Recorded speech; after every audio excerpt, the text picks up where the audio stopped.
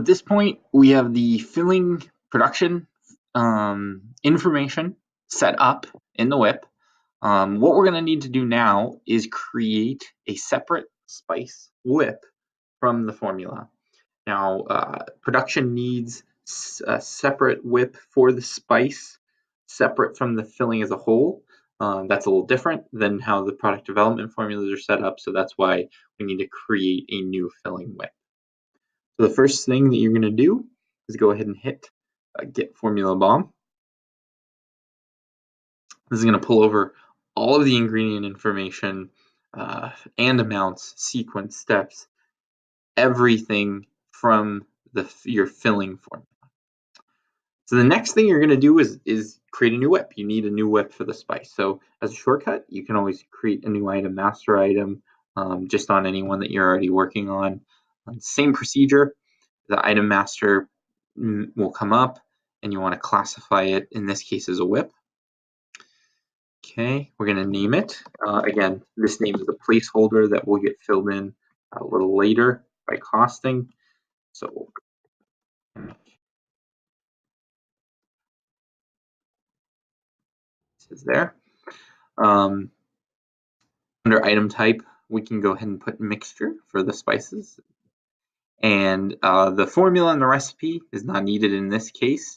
It's only specific to production. There's no instructions, mixing instructions for the spices, so the recipe isn't needed.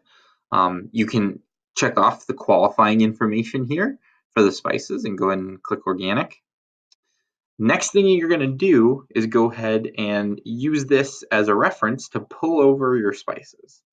So here, what we're going to do is we're going to go ahead and pull over all of our spices. So we can go copy and we can paste it. Now, in this case, we can't paste specifically into the bomb. See, it won't let me do anything.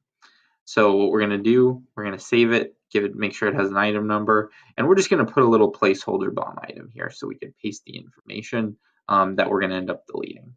So go ahead and put a placeholder in here, right click, paste, and get rid of that placeholder immediately just to eliminate confusion. This is easier and faster and more accurate than doing it one by one, just because it pulls over the quantity, it pulls over the sequence steps, things like quantity, unit measure, all the important stuff. You're going to want to hit save so it's locked in, and go ahead and calculate the weight. That way the total weight is locked in for the spices. So in this case, it's an even 2 pounds.